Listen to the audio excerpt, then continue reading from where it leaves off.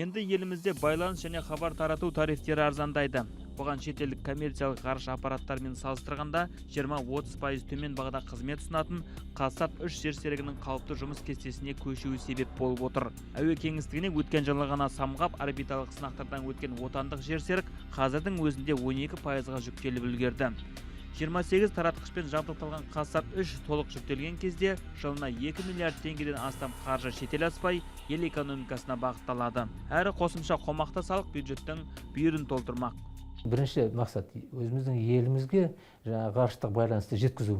Ал ол аппараттың мүмкіншіліктері кеңірек қызмет етуге мүмкіншілігі бар. Мынау Ресей біздің Қазақстанның шекарасына жақын Ресейдің облыстық аймақтары, Өзбекстан, Түркменстан, Қырғызстан, Ауғанстанға шейін, мынау Қытайдың батыс жақтары, соның бәріне қызмет етуге мүмкіншілігі бар. Егер ол бәрі толық пайдалануға келгенде, екі аппаратты қосқанда жылына 4 миллиардтай теңгені үнемдеп, шетелдің операторларына төлемей, өзіміздің халықтың қаржысы дұрыс пайдалануға өте үлкен үлес қосады. Қазіргі таңда Қазсат 3 ғарыштық құрылғысының қызметтерін коммерциялық түрде өткізудің алғышарты жасалды. Алғаш болып қазақстандық байланыс операторлары Астыл және Today Telecom жалғанып үлгерді. Мы предоставляем услуги спутниковой связи для наших клиентов. Біз 1993 жылдан бері байланыс нарығында қызмет көрсетіп келеміз. Сондықтан отандық жерсерікке қосудың пайдасын ерте сезіндік. Ең басты таралым тарифі төмен, айналымдағы қаржы Қазақстанда қалады. Сондықтан біз ұсынып отырған байланыс қызметі де арзандайды. Мемлекеттік органдар мен қауіпсіздік құрылымдарына қызмет көрсеткендіктен ақпараттық қауіпсіздікті қамтамасыз етуге міндеттіміз. Осы ретте отандық спутниктің артықшылығы көп.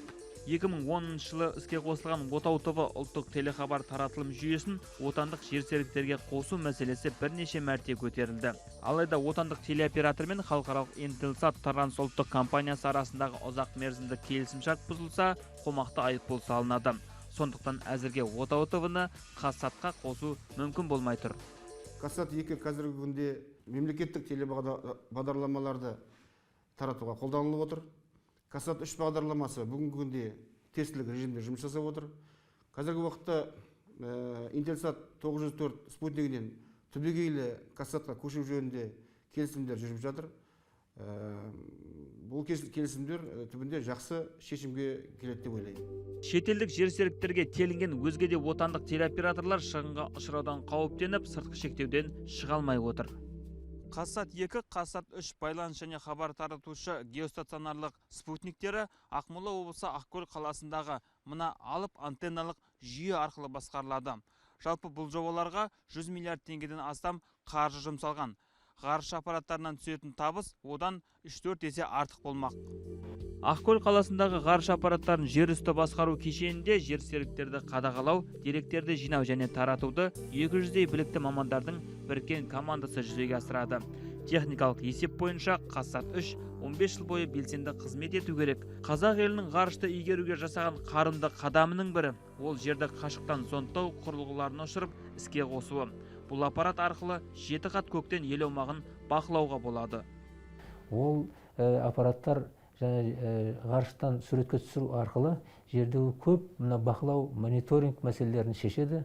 Мысалыға, егіннің жағдайы қалай, сол арқылы толық білуге болады. Мынау төтенше жағдайлар не болып жатыр, су қалай тасып, қай жерді басып жатыр, немесе өрт қайда кетіп жатыр, сондай жағдайларды шешуге болады. Сосын бар экология мәселелерін, ауаны, қоршаған ортаны не ластап жатыр, соны ғарыш арқылы қадағалап отыруға болады. Мінекей геодезия мәселелерін, картография мәселелерін шешуге болады. Қазсат 2 мен 3-ті Ресей кәсіпорындары жасап шығарды. Ал жерді қашықтықтан зондтау аппараттары Еуропалық Airbus компаниясының өнімі. Қазақстанда сол ғарыштық аппараттарды өзімізде жасайтын зауыт салынуда. Кәсіпорын 2017 жылы іске қосылады деп жоспарлануда. Таяу уақытта қазақ елі ғарыш аппараттарын тиімді пайдаланатын, ұтымды басқаратын және сапалы өндіретін әлеуетті мемлекеттер қатарынан орын алмақ.